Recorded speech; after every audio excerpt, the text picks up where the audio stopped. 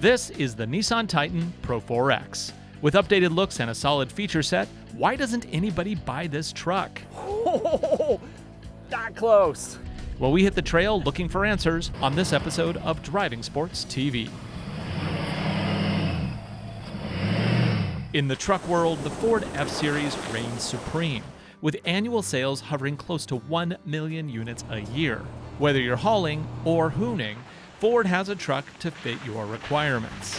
Look a little further down the sales chart and you'll see some great other options from Ram, Chevy, and Toyota. In spite of where they sit on the sales chart, ask any owner and they'll tell you that their brand is the best of the bunch. That's just as true with Ford, actual number one, as it is with Toyota, which was number 4 last year with the Tacoma. But how about even lower on the sales list? Is there a truck worth looking at way on the bottom? This is the 2020 Nissan Titan, otherwise known as the 13th best-selling truck in America in 2019. Yes, it was 13th, behind the Jeep Gladiator, the Ford Ranger, even Nissan's own ancient Frontier, which was 9th for the record. Refreshed in 2020 and completely carried over for the 2021 model year, the new Titan is loaded with some great features and a design that is worth taking a closer look at. Under the hood is one engine option, Nissan's 5.6-liter Endurance V8. This setup puts out a peak 400 horsepower and 413 pound-feet of torque. It's connected to a shift-on-the-fly 4-wheel drive system with a dual-range transfer case and a 9-speed automatic transmission. EPA rates this setup at 15 miles to the gallon in the city and 21 on the highway. Our test rig came with the Pro-4X off-road packages. Together, these add a functional skid plate and rugged step boards, in addition to a long list of convenience and tech upgrades. If you're looking at those red tow hooks, yeah, they're standard. Prices you see it here, $60,180 including destination. Maximum towing capacity is 9,370 pounds. Fold down the rear gate and you can see this Titan bed is fully lined from the factory. It also has a customizable rail system and a fold-down step to make bed access super easy. Total payload is 1,680 pounds.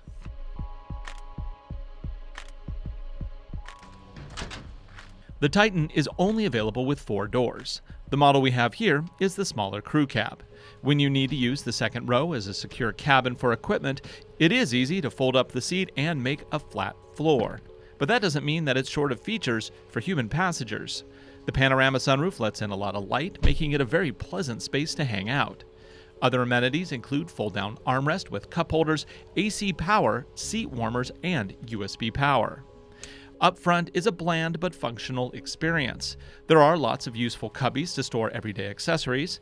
Buttons and switches are clearly marked and easy to reach. The driver's seat is 8-way power adjustable, plus both the steering wheel and seats have heaters. The main gauge cluster features the standard Nissan digital screen between a pair of analog gauges.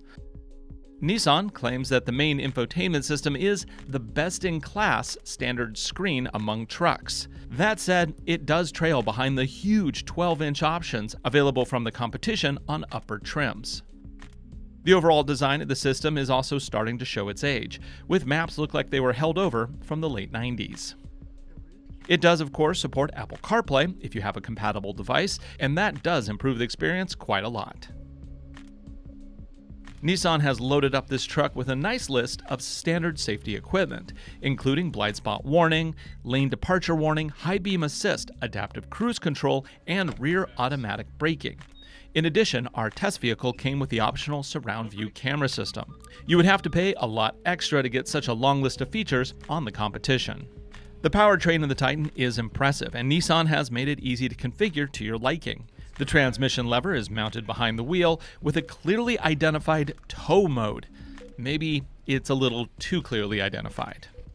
Behind that, on the dash, is an integrated brake controller. Switching drive modes from rear-wheel drive to 4-wheel drive high, as well as into 4-wheel drive low, is as easy as turning a dial. And there's even a standard rear locking differential, which might come in handy later. Now that we know all the details of this truck, let's go ahead and take it to the mountains to see just how it all comes together.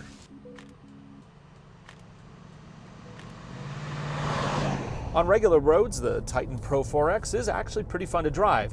Granted, yeah, it's mostly rear-wheel drive, except for when you turn it into four-wheel drive, which is with a flick of the switch. And you can switch into four-wheel drive without stopping, of course.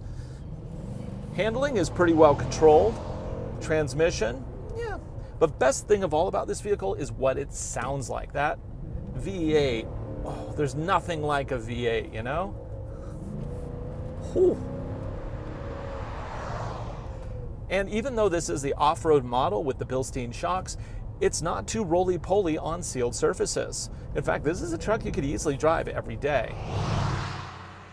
For our first test, let's try a 0 to 60. Now, because this has all-terrain tires on it, which don't have a lot of grip on asphalt, I'm going to switch it into 4 high so we can get the maximum amount of thrust out of the gate. And let's see how this does. I'm going to stop completely. 3, 2, 1, and go. Oh, it was a little slow to start. 20, 30, 40, 50, and 60. Not bad. Now keep in mind, yeah, this is a 400 horsepower V8, but it also is tuned for truck use. That means it's tuned for maximum low-end torque, towing, and, you know, crawling over obstacles. So out of the gate performance isn't exactly its strong suit, but that's okay. Now we're going to head up into the mountains and see what this truck was really intended for.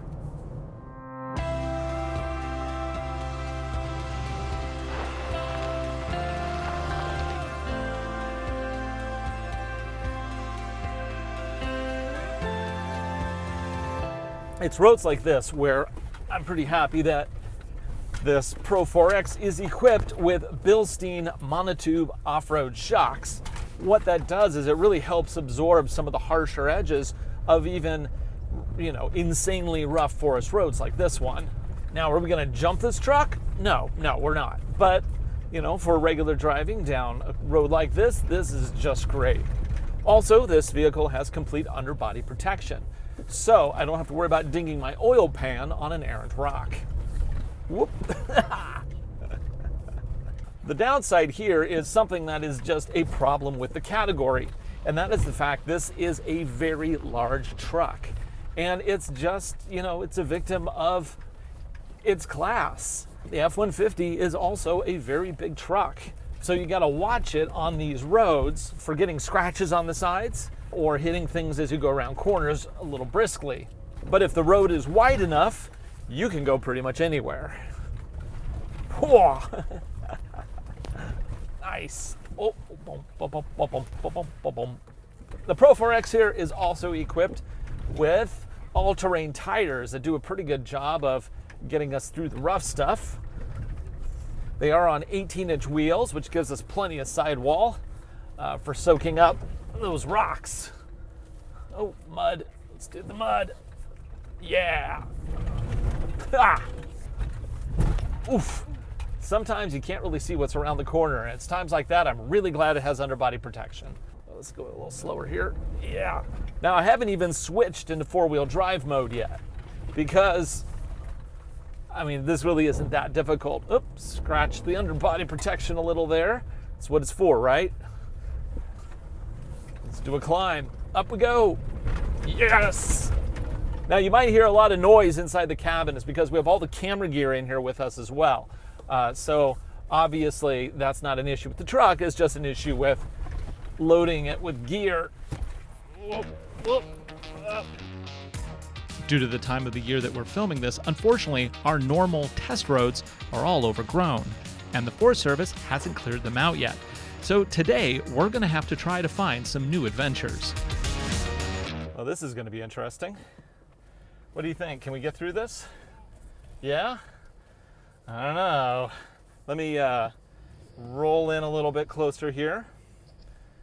And I'm also going to switch into 4 low because I can tell already I'm going to need to crawl as slow as possible through this to make sure that I don't impact anything.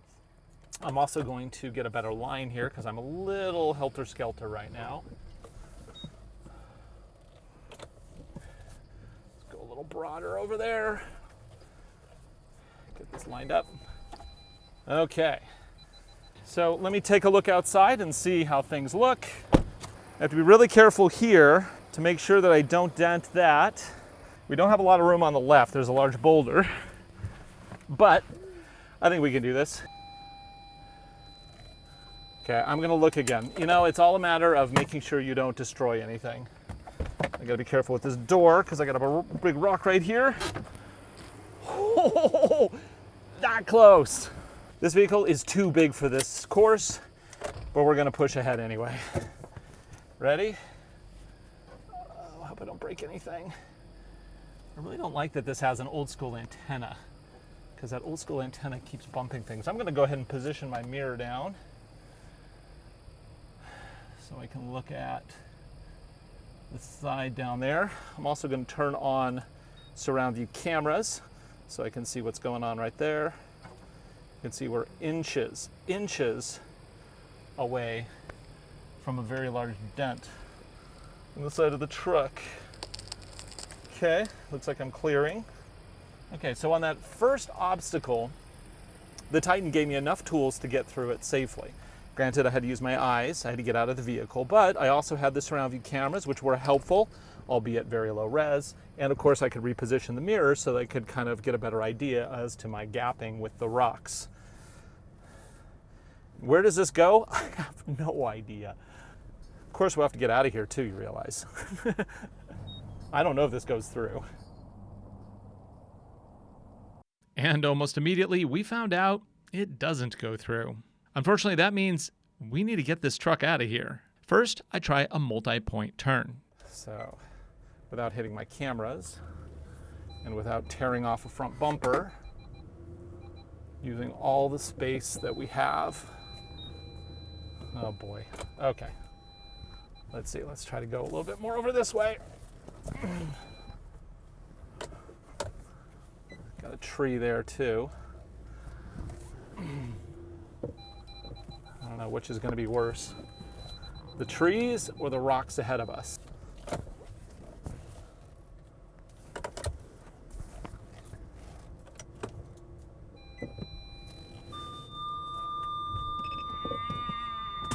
Yeah, this isn't going to work.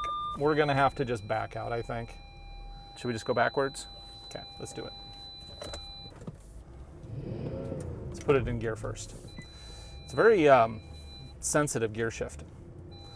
Now this is a time where I really wish this was a higher resolution because I can't see anything that's smaller than maybe a foot in size. So any little like branches or challenging things on here would be really hard to see. Okay, already I see we have a rock right in line with that wheel. This is where the auto tilting mirrors aren't always useful. Oh, there we go. Okay. I can't see. This thing, it repositioned my mirror too low. Oh good, we're an inch away from large boulders, which I can't really see in the mirror. Oh, we got lots of room on our left. Let's go to the left. Okay, make sure you don't rip the front. Ah, change the mirror position again. Quit doing that.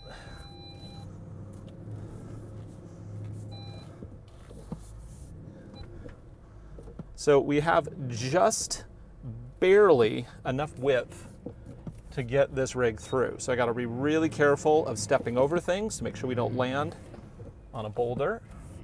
I also need to make sure that we leave enough clearance in the front of the vehicle that we don't, swoop into something as we're going over an obstacle. And it changed the mirror position again. So stop doing that to me.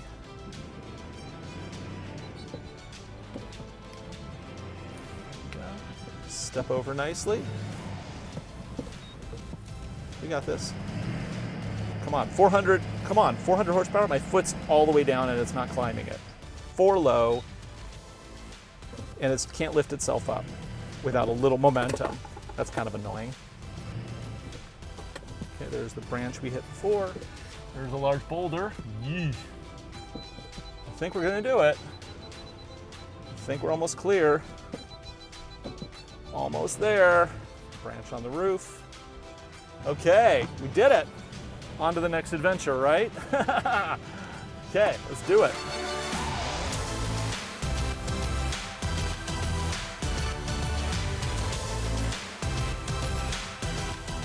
There is one more feature to show off here, and that is hill descent control, which this is equipped with. I'm gonna go ahead and just hit this little button down here.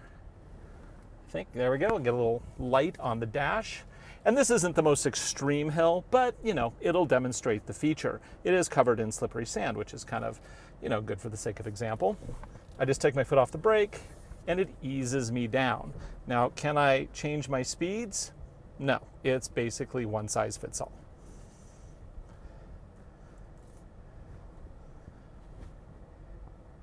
And actually, will it keep climbing? No. Go back into first, put throttle on, and up we go.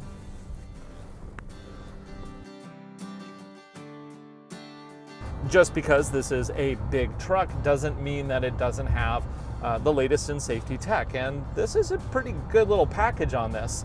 We have adaptive cruise control with lane detection. And let's go ahead and give that a try. I'm gonna go ahead and turn it on. I'm gonna set my pace, distance, and I'm gonna hit set for my speed. Now it's 70 here, so I'm gonna go ahead and set my speed for 70. I'm taking my foot off the gas, and it is now doing the cruise control thing. Now it is interesting here is that it does have lane detection. However, it does not have that auto steer function that we're starting to see in more popular mainstream vehicles. All this one basically does is it'll tell you when you're exiting a lane. Like, hey, by the way, the lane was over there. And so, you know, it's not as nice as some of the new lane centering systems, but at least it is improvement over what we've seen in the past in trucks, because a lot of times they just skip over that stuff in trucks. So just to show you, like if I take my hands off the wheel, we are going to drift completely off the freeway. It does give me a little bit of vibration as feedback in the wheel to tell me that we've gone over the line, but steering is all me. And I think for a truck buyer, that's okay for right now. However, I think in time it would be nice if, you know, the lane tracing features would see their way into vehicles like trucks, because just because it's a truck doesn't mean that you can't have the latest in safety tech. And that's been our first look at the 2020 Nissan Titan Pro-4X. What would you get? Would you get this, or would you get something like the Toyota Tundra or the Ford F-150? Post a comment below. Also, be sure to subscribe and like. We make these videos for you, and we hope you enjoy them. For Driving Sports TV, I'm Ryan Douthit. Thanks for watching. And we'll see you again next week.